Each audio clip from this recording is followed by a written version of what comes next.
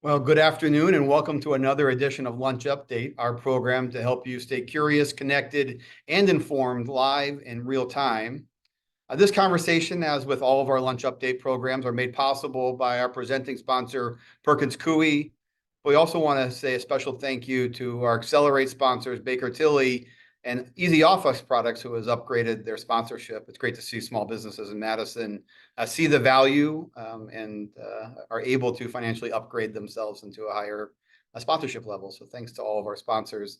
As always, we record these and they are available usually later in the afternoon at madisonbiz.com. So if you are interested in rehearing something, sharing out something, putting something on social media, or going back and looking at other episodes of Lunch Update, usually in mid-afternoon to late afternoon, you'll find them at madisonbiz.com. Today, we are joined by two regional experts for a conversation around residential and commercial real estate and the landscape in Greater Madison. Before I get to our guests, let me just start with a few chamber updates. So maybe most exciting for us is we have locked in a date for our 10th annual Icebreaker. So our spring lunch, which is the sister program to annual dinner, is in its 10th year, which is kind of amazing to me. But it will be Thursday, April 11th. And as always, it's on the floor of the Cole Center.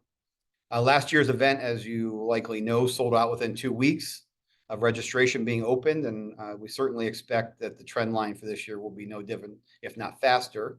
So contact us if you are looking for sponsorship information to reserve a table or to be added to the wait list so that you can be notified when registration opens. This week, a state public hearing was also held on a bipartisan bill that would institute Final Five voting for congressional elections in Wisconsin. The chamber supported the bill at that hearing. Under Final Five voting, the top 5 candidates are selected from a primary ballot, and then instant runoff voting is used in the general election. We at the chamber announced our support of the Final Five voting concept in our Belong advocacy agenda, which came out, and you remember from a previous episode where we talked about what was in it, but it's a way to promote functional governance, collaboration, and predictability in policymaking. You can also go back onto our previous episodes, and you may remember that Democracy Found Executive Director Sarah Eskrich joined us to discuss this issue on an episode, I think it was last September. To learn more about Final Five voting, you can go to democracyfound.org and continue to follow us for more information. So now let's get to our guests.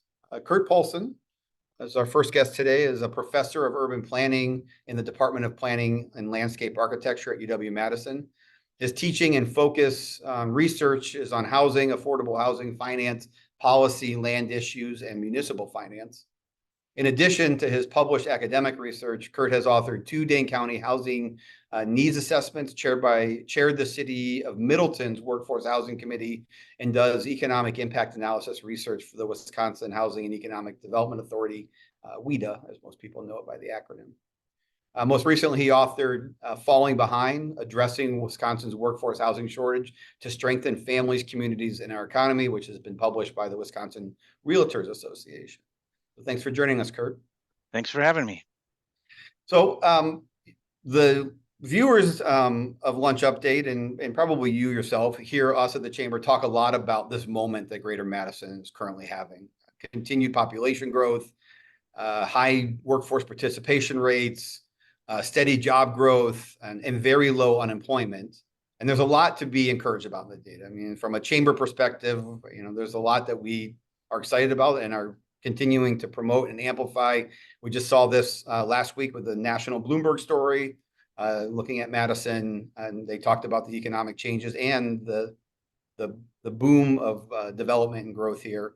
But with these opportunities also come challenges, namely ensuring that there's enough housing to accommodate the influx of new residents that we already have and those that we expect. In fact, we recently convened all of the Dane County mayors, and the issue of workforce housing and access to affordable housing was called the defining issue of our region. So maybe let's start there. In one word, how would you describe Greater Madison's housing landscape? One word. Squeezed. Okay. So why? Well, we're squeezed on all sides because, as you mentioned, we have strong job growth, strong demand, strong income growth, And then we just don't have an adequate supply for everyone who wants to be here. So that squeeze means that prices are going up, vacancies are going down, and the squeeze is felt by everyone, right? Particularly lower wage workers who can't afford a place to live. It's felt by employers who can't recruit and retain a workforce. So, the squeeze that we feel is anecdotal, but behind that anecdote, there's certainly data. You are a student and an expert in that data. So what data do you track to help us understand where we are, where we might be going, why we feel this sense of squeeze when it comes to supply and demand? Right, there's a lot of different data sources we use, but primarily we're looking at prices and vacancy rates. So we actually have 2 slides for members if you want to queue them up. I don't know if they're up yet. Just give us there. There we go. Right, Yeah. so one way to think about housing affordability is just to look at a simple metric at the middle of the market, and it's the ratio of the median house price to the median household income, right? It's the idea whether your middle wage household, your middle income household can afford the average priced house. And that's the blue line on this graph. And you see here that in an ideal world, we would have this below about 3.33, right? And Madison used to be that. We used to have a affordability that was available to everyone up until about 2002. For reference, it's now at 5, right? Which really means another way to think about it is how much income do you need to purchase the median priced home? So in 2023, the realtors tells us the median priced home in Dane County sold for $410,000, which really means you need well over $100,000 in income just to buy the median priced home. So how did we get here? The orange line is another way to think about a data we track, which is building permits per capita, right? So it's a measure of how robust is your housing supply in response to strong demand. Well, we used to build a lot of housing, that's the orange line. Then it fell off in the Great Recession and it's never recovered. So if you think of the last 15 years, we keep adding people, we keep adding jobs, we keep adding income.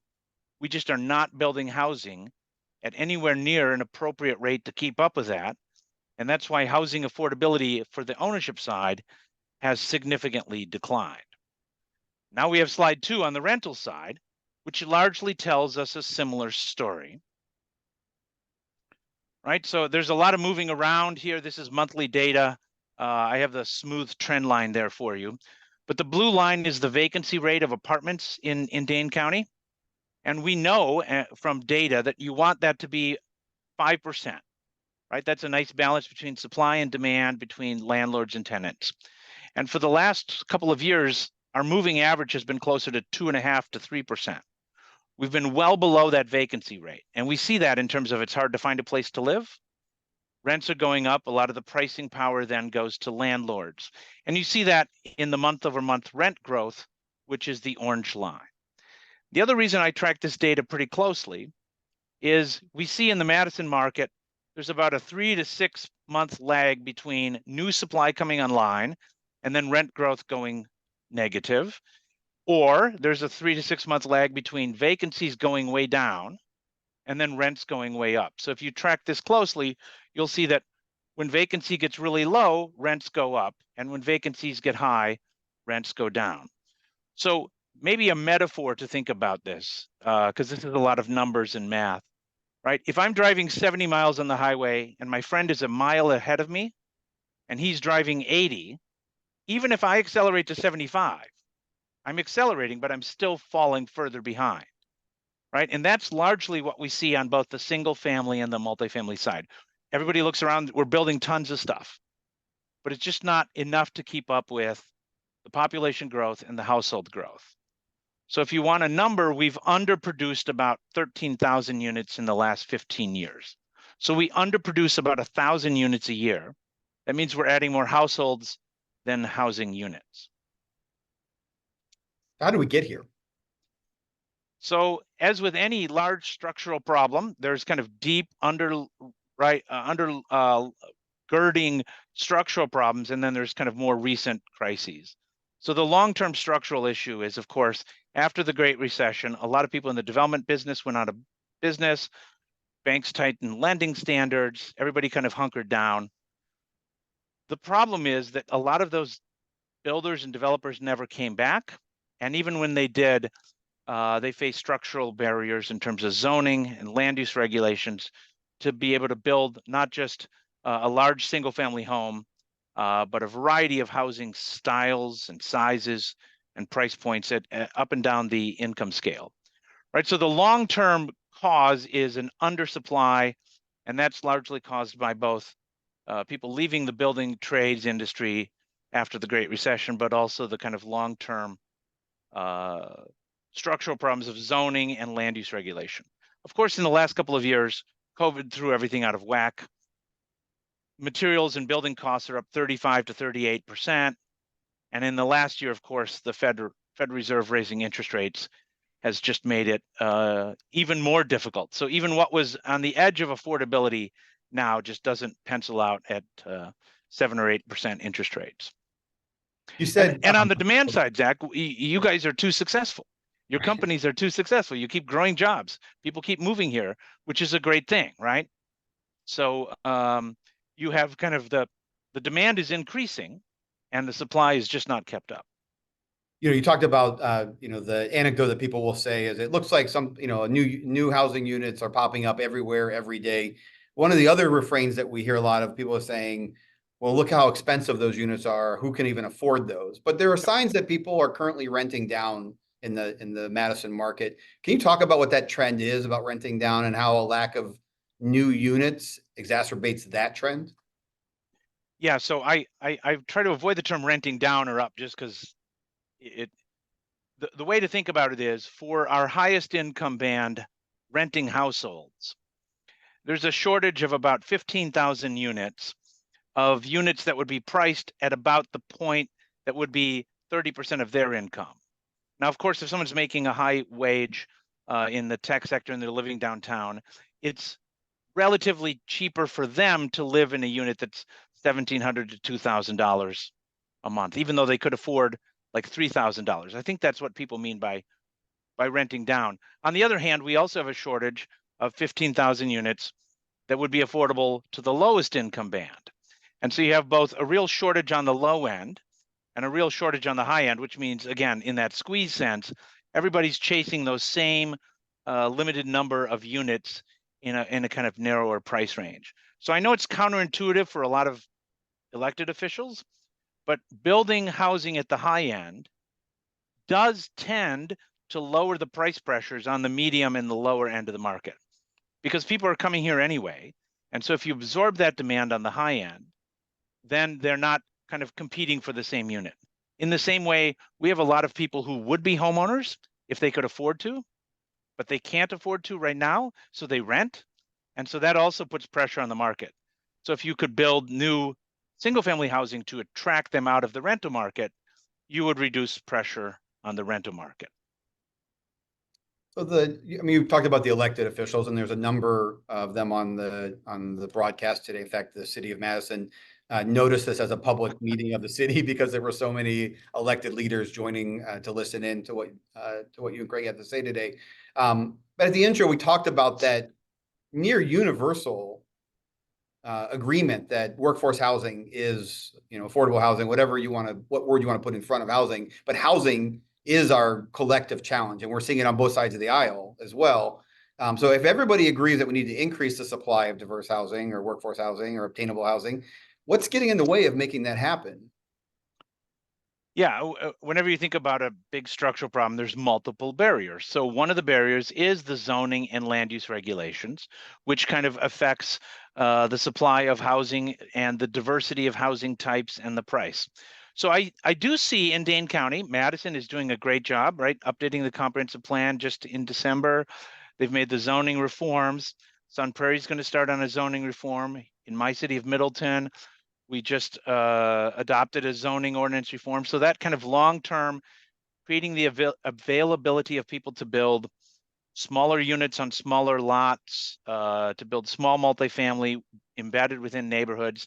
And then, of course, the larger scale redevelopment along arterials. So I would say that elected officials are aware of this and they are moving the needle, and everybody around the state is talking about this, and they're all saying the same thing, right? But part of the barrier is you have to get elected. And we don't build housing in a region or a city, we build it neighborhood by neighborhood. And the people already in the neighborhood tend not to want the disruption that they perceive will come with additional housing. And so it's kind of this chicken and egg problem, because if every neighborhood says, oh, we're full, we can't take more housing, build it over there, and then that neighborhood says, no, no, no, build it over there, then when you get to a public meeting for development approval, you don't have all of the people who would benefit from the housing being able to show up, because they don't even know it's going to exist. But the few neighbors nearby really show up and put a lot of pressure on the elected officials, right? And of course, even if we could wave a wand and get the zoning in place, which is still a heavy lift, if you talk to Chad Lawler of the Builders Association, he'll tell you that everybody in the business is full and has enough work already, right? We have a shortage of a workforce to build housing. We have a shortage of skilled trades, whether it's electrical, plumbing, drywall, all of that, right? And it just turns out to be really expensive to get capital right now because of high interest rates, right? So we sometimes talk about the 4 L's of land, labor, lumber, and lending, right? All of those pieces go together to make housing. And it's just a tough environment right now, so that even building permits in Dane County in 2023 went down from where they were in 2022. So if you have a magic crystal ball to lower interest rates and construction costs, that would be helpful. So, and again, I know we'll talk about what local governments can do, but they can move the needle on zoning and the permitting time, and they can move the needle in terms of some financial assistance. But interest rates and construction costs and labor force shortages are a longer term play. You mentioned the zoning code specifically, and so I do want to get into what local governments can do. But let's just start with the zoning code. So how are zoning codes part of the solution or part of the problem? Well, zoning often zoning regulates what you can build on a land. So I'll give a classic example. I was speaking to a community in Dane County that I won't name them to shame them. And 75% of their land area is zoned single family detached with a 10,000 square foot minimum lot size. And they asked me to come in and talk about workforce housing and a shortage of housing. And I said, you could reduce your lot sizes by half to 5,000 square feet, which means that on any development parcel, you're amortizing your infrastructure over more units, right? Those units are going to be smaller and less expensive. You could build twice as much housing on the land you have. And they said, oh, no, we can't do that, right? Because the existing homeowners don't want more housing to be built, right? So zoning is, on the one hand, it's a technical thing about setbacks and height limits and use restrictions. But on the other hand, it's a very political thing, because people have kind of expectations about what their neighborhood looked like when they moved in. And then anytime you go through a process of trying to change that, people are fearful of change, or they think that there's going to be a lack of parking or overcrowding of the schools, and those sort of issues come up. So, zoning is one of those things that is absolutely foundational. But other than urban planning nerds like me, I doubt very many people read zoning ordinances regularly. But So what are the other tools then? You're talking about local government. What are the other tools? well, so the other tools are, you can look at your processes in terms of how long it takes from the time that someone submits a kind of concept plan until they get their final approval, right? And one of the things local government officials probably don't realize as much is that time is money, and that adds to the project cost. So if it requires them to kind of redesign the building and come back to plan commission in 2 months, or you're lopping off a story of building here, or you're changing the orientation there, every redesign of the development costs money, costs time. So you can look at your process in terms of speeding up the process, right? The other thing you can do is, again, it's not just zoning process, but making what you want developed easy to develop. So I always encourage municipalities to sit down with a developer and say, what could you do with this piece of land given our current constraints? What would you like to do if there were no constraints? can we help you kind of pre-design a neighborhood or a subdivision or a building to kind of get to where you want to go so that we can speed along the process. And then, of course, there's the whole request for financial assistance. Which is why my next question was going to be, is question. we hear that a lot, which is someone should subsidize this. And so generally the someone either has to be the government or the developer. Why is that not the answer? I think it is the answer, right? And so, on the one hand, we need to build a lot more housing. On the other hand, we know that just building more housing alone will not make it affordable for the lowest income band. And that's why we advocate both the upzoning and the speeding up of the process, but also additional spending on affordable housing development or rental assistance. And that's usually, if it's a public benefit, if it's a public good, the public should pay for it through the city. And the city of Madison, Dane County, a lot of other cities are putting in millions and millions of dollars of affordable housing development funds. But it's not cheap, right? So the city of Madison's average subsidy for a multifamily rental unit using the tax credit is about $40,000 per unit, right? To subsidize single family to get it affordable, you would need to put subsidy into that of about $100,000 to $150,000 per unit. You start running out of money pretty quickly at that level. And so, and that's why I think it is correct that a lot of the subsidy dollars do flow to the lower income bands, the households that are a vital part of our workforce, but just can't find anywhere decent or affordable to live in Madison, right? I mean, at some level, I don't need housing subsidy because I have an adequate income. And at the federal level, people need to understand that homeowners like me get most of the subsidies, not low income renters. But at the level of the city, given all the other demands on your revenue sources, given levy limits and the like, you just start running out of money pretty quickly. I hope that answered the question. I saw a CNN article recently that was talking about, maybe for the first time in at least measurable history, that the older generation, in this case, the baby boomers, owned more large homes than two generations down, in this case, the millennials. So usually you start to see this transition of those with children moving into the larger homes, and then those without children downsizing. Yet it doesn't seem to be occurring. What's driving that? Well, one, do you agree with the CNN analysis? Yes. And that came from Redfin. So that's part of the squeeze, right? Because normally there's this churn as people age, right?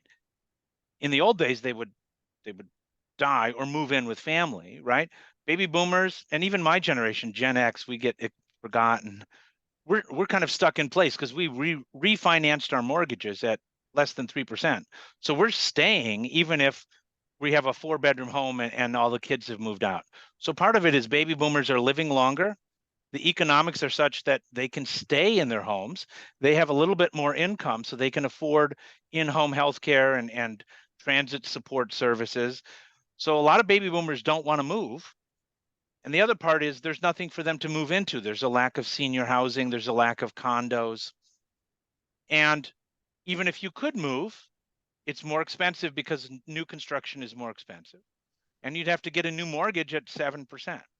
So even though we have this huge demand surge, we're kind of stuck. We have a lot of seniors, one-person senior households owning these 3- and 4-bedroom housing units. And that's why building condos, building senior housing helps with workforce housing, because you move people out of those units, you recycle it for a family. Last summer, I think Emily Heidelman from the State Journal wrote an article about why aren't developers building condos in Madison? What is, I mean, we do see a lot of high end, a lot of sort of mid-level and some subsidized rental housing. We're starting to see some continued growth of single family neighborhoods, although that starting entry point, as you noted, is a lot higher than it was 10 years ago. Yeah. But what's going on with condos? For those, the boomers, or for Gen X like us, that the study just skipped over because there's too few of us. Where would we go? Why aren't the condos being built? Yeah, so that's a great question. The first issue is, of course, that a few condos are being built, but they're at the $750,000 and up price range, right? So you have this major federal change in condo financing rules after the 2008 crash, which really makes condos really hard for developers to build because individuals who buy them would have a difficult time getting a mortgage through a bank, where then that mortgage loan would be sold onto the secondary market. So, and this has been talked about nationwide, and we've seen no movement yet from Federal Housing Finance Agency on condo rules. In fact, they've tightened up the standards on engineering and underwriting because of the collapse in Florida, right? So the condo financing market is really hard. The second issue is that anyone who builds multifamily has more than enough work to do right now building apartments because there's such a shortfall in supply in that, right? And I don't know whether some of them are building them to condo standards to later convert, but everyone has a kind of proven market in single multifamily rental, and so no one's building the condos. The third reason is we would love to create condos at that 250 to 300 price range for a teacher, a nurse, but just total development costs is way above that. So there's just not anything you can supply in that $400,000 to $600,000 range of a condo. So that if anyone wants to buy a condo, you're usually buying an older condo in an older building, which are selling between 200 and 300, right, depending on location, or the real high end. But this is one of those things where there's so many different barriers. The other barriers, of course, the warranties and representation and lawsuits between a building developer and then the eventual future owners. And insurance and liability is way above my pay grade, but developers will tell you that's a real risk. So All right. the risk is not worth the reward. Yeah. So crystal ball. We asked all of our guests at the end of last year on Lunch Update to make some predictions about 24. So I'm going to ask you to do the same. I know it's risky to make predictions about the housing market, but what's your best guess on the predictions you have for the state and the region when it comes to housing in 24? So the real crystal ball belongs to Jerome Powell and what he's going to do with interest rates.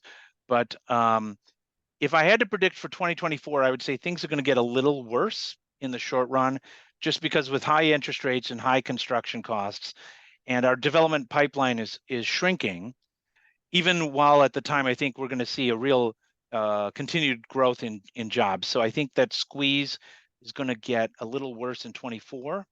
But I think it gives us time to think about the next 3 to 5 years, where I'm optimistic that you're seeing movement. Everyone everywhere is aware of this housing shortage.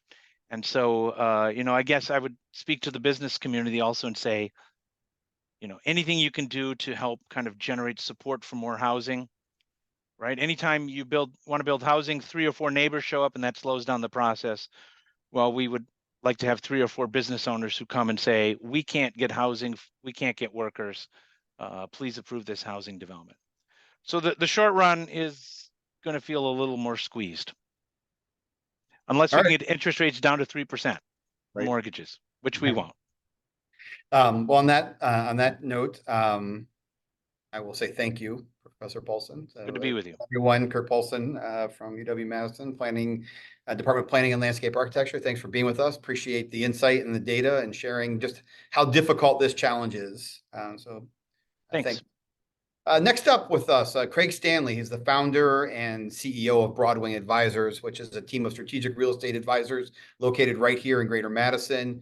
Prior to founding Broadwing, Craig served in leadership positions at a number of firms, including GVA Williams and Siegel Gallagher. He has an MBA from UW-Madison, so another good link to the university, and a BS in economics from Allegheny College. And he's also a designated certified commercial investment member. So Greg, thanks for joining us. Thank you, Zach. Appreciate it. You have been involved and continue to be involved in many ways, including community service through the Economic Development Committee. And as we transition away from the residential real estate market, your team does a great job of tracking and publishing data on the local real estate market when it comes to commercial. So same question that I asked the professor, what are you seeing in the data right now? Office, seeing the struggles with hybrid, industrial, healthy and continue to be healthy. I'm going to include life science as healthy, but on a pause right now. And then retail, retail is generally pretty healthy because of the residential market being healthy. On the office side, I don't know that the dust has settled, right? I always say anybody tells you they know what the next normal is when it comes to office is lying to you. That we are still trying to figure out what is the right level of hybrid, what is the right type of office to be in, where is the best office located. But one of the things that strikes me is we just see a lot more vacancy than we saw pre-pandemic. So you look at Q1 2020, and we had an 8.2 vacancy rate. And now Q3 2023, we had a 13.2 vacancy rate. What does that mean for Madison? And then how is that tracking to other markets that you watch? So if you look at our vacancy rate, we're generally doing better than the other Midwestern markets and certainly better than the national trend. Nationally, we're just under 20% vacancy. We started tracking availability, which we saw a sharp rise after the pandemic. And there's always this bit of lag between those two, which is just what's being marketed for available for office space and what's actually truly vacant. And it's just a data point, but that our availability went up significantly. It's usually about a 2% difference, and it's up at 5%. So we're running at 18% available. We are still anecdotally seeing, in fact, I talked to somebody this morning that somebody who's downsizing again, and we just are continuing to see companies consolidate and the office market being struggling with sort of what is the new normal on hybrid. And the hybrid numbers, what's interesting, and anybody can go on to Gallup. Gallup tracks this. If you just do workplace trends or hybrid trends on Gallup.com, you'll see that numbers have kind of stabilized, which is anywhere between low 50s and 60% of hybrid workers, where pre-pandemic it was under 20. And the exclusively remote numbers are hovering sort of in the low 20s, with then the on-site workers also be in the low to mid 20s. So those numbers have actually stabilized, and so hybrid's here to stay, and it's here.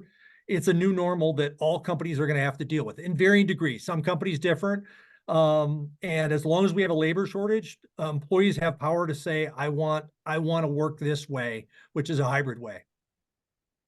So when you look at the region, so let's just narrow back into the Greater Madison region. So when you're looking at the Greater Madison region and sort of all classes of both office space, but also different types of commercial real estate, are there microclimates? I mean, microeconomic climates, like are some areas geographically doing better than others? Is the downtown commercial real estate landscape different than other parts of Dane counties? Yeah, first on the geographic side, generally downtown's doing better. It's a little more insular. It's a very small market. Just for perspective, we have about 2.8 million square feet downtown, and the Sears Tower is 4.3. So, sorry, Willis Tower. And so downtown, because of the nature of law firms, associations that are driven a little bit by state government, a little more insular, always doing a little better overall. The large block suburban numbers, especially in Class B and Class C, are where we see struggles. Smaller blocks, so everybody's consolidated down with hybrid. Smaller blocks are doing well. So the office buildings that have more smaller multi-tenant offices are generally, you'll see more cars in them than some of the bigger ones that have a single user. I could pick multiple examples where you drive through a parking lot, you might see 40 cars and there's 200,000 feet. So a real challenge of hybrid, especially on Mondays and Fridays. More so Fridays than Mondays, but most hybrid is 2 to 3 days a week. That's a good 60% of the hybrid workers are at that point. And so that's a real struggle. And we see the general flight to quality. So tenants that used to lease 20,000 feet and going down to 5, they'd rather be in a better quality building. So that's why B and C assets have struggled. And I think that portion of the market, we're going to continue to see most of the trends you see is from a national level is absorption, and the quality of where the office market will fully recover won't happen until 2028 or 2029. So there's some real challenges and headwinds on the office side. The industrial side, we are doing very, very well. It was gangbusters for a couple years, 21 and 22. We had a very good year last year, and we continue to see very good numbers. Now we have a very small insular industrial market, but that's going to grow as our economy grows overall. So somebody who advises clients about expanding operations, or maybe they're looking to locate in Madison or Greater Madison or the South Central region of Wisconsin for the first time, what are there specific industry trends that you're seeing on those outreaches, on those are things that clients are looking for that are creating new trends? Well, from a space standpoint, industrial drives, whatever their drivers are, whether that's distribution or access to labor, they're going to pick locations based on what they do. The office side is more footprints. Their new companies are still coming into Madison, but while they may have done a 5, 7, 10,000 square foot footprint, now they're looking at 1,500 to 3,000, something much smaller. And so we're still seeing good growth of national companies looking at Madison, but that growth, and this is the first time in the history of office real estate that we've had positive job growth, positive labor numbers, and negative absorption. So usually when you see positive growth, the office market grows. It's actually consolidating. Right now we're at 17.7 million square feet of tract space. It was 18.1 at the beginning of the pandemic. And I believe we're going to be in the 16 million. We're actually going to see, this is a kind of a 10-year trend. We're going to actually see a reduction on office space. And what Kurt outlined is there are opportunities of sort of functionally obsolete office spaces that will be, I don't think converted, but torn down and repurposed for multifamily housing. We look at sort of some of the indicators that we see. So one of the things that we track is who are we giving pitches to, right? So companies that are very early on, they're just starting to sniff around. They may not turn into anything real for a number of years, but over the last year and a half, I would say nearly 100% of our pitches are to biotech companies. So people who are curious about what's going on, what does it look like? They have different needs, right? There's office, there's lab, there's just a lot of difference. What are you seeing in that space? You talked about it, some boom and then maybe some sort of hold steady, but what are you seeing on your end when it comes to the biotech sector? The biotech sector has been an interesting sector because if you look over the last 6, 8 years, really since 2013 and the recovery, we are on the national map, and I get a call once a month. This year's a little quieter, but once a month from a national broker or a developer asking about Madison and the life science opportunities. And while we've seen a pause because of financing and what's going on, the biotech sector has happened a little bit what happened in the tech sector years ago, where it's harder to get capital. So we've seen a little bit of a pause, but we still have great labor and great opportunities. So I see if the Fed lowers interest rates, I think we will see a nice uptick of a new wave. It's just been flat for the last 6 to 12 months, but there's still activity, and we have a very, very limited supply of lab space. And so I think that's a model that we can leverage as a community, that we continue to grow. And overall, I'm pretty bullish about it, albeit more in the long term than the short term. You mentioned conversion, and I know that you and I've talked about it, and certainly coming out of Kurt's talk, as you just said, that there's probably not a lot of likelihood that existing office, C-level quality would be converted, but the opportunity to knock it down and build again into housing certainly exists. I'm curious what you see is there the same opportunity of conversion? I hope I don't get myself or you in trouble by saying this, but the audience should know, I mean, you were the architect of getting Exact Sciences to take over the old Rayovac building along the Beltline that just sat there forever. I mean, you orchestrated what I think was one of the great absorptions of a property that nobody knew what was going to happen with it. Do you see more of that type of opportunity where some of these multinational big bio that's starting to sniff around, that without building new? Is there a conversion opportunity to take some existing stock and make that into biotech space? Pricing is everything. Asset value is everything. Yes, depending on the asset value. There's certain more logical conversions in the life science world, which tends to be they have such unique physical needs of HVAC systems and plumbing systems that it becomes very costly. And so new construction sometimes is a better conversion. The exact example was such that they were able to acquire it at a number that actually made sense against new construction, and that's the balancing point of a commercial building, and where is that sale price relative to new construction? And it's just a function of opportunity, and is it right sizing the pricing that's out there on a value basis? You recently put up you had a social media post about the drop in value of some sort of big office buildings. And I think you put at the end, this will impact Madison. What did you mean by that? Well, because of the nature of what's going on in hybrid, there are some functionally obsolete office buildings that are, and the city's aware of this, that are going to be, they don't work for today's office users. And so the question is, do you bang your head against the wall and try and recruit another office user to a building that nobody really wants to be in? Or do you look at really converting that building into something different? Life science might be a conversion, but that's expensive. And some of these are in housing, like in Old Sox Trails or American Family, big office parks that have big swaths of land that have actually good opportunities for us to put housing next to workers and to office space that we, on a traditional model from the 80s and 90s, we have a real opportunity to do something.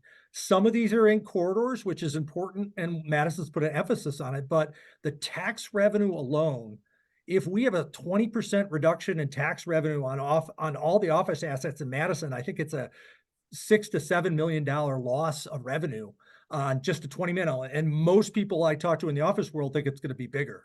So we need to think proactively and creatively on how to incentivize, reposition these assets, and limit the downtime of a, say, functionally obsolete office building, and reposition it to housing where the tax revenue can come back up.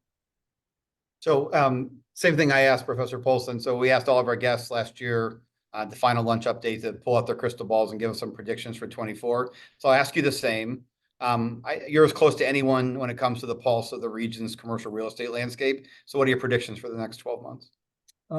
Very little office growth, anemic at best. Industrial, very healthy, not gangbusters, but good as interest rates drop. Life science will be limited opportunities, but good long-term. And I think the community looking creatively at how to reposition infill office assets in my world, and how to potentially see opportunities in that front. All right, you have less than a minute left. You just celebrated your 10-year anniversary. You put out a social media post. There are 10 years of changes, things that you noticed in the market. Give me your top one over those 10 years. What's the biggest change you've seen? I think the most impressive is that our industrial market grew 29%. And I think we're going to continue to see that if we can figure out the land. It's going to happily mostly in the suburbs, not in the city. But I think we will continue to see strong industrial because it supports the broader macro and residential policy. That's my biggest takeaway from our market. All right. Well, Craig Stanley, Broadwing Advisors, thank you, sir. Appreciate it. Professor Paulsen, thank you. I'd like to thank all of you for joining us on our first lunch update of the year. Again, special thanks to our presenting sponsor, Perkins Coie, and we will see you all next time right here on Lunch Update.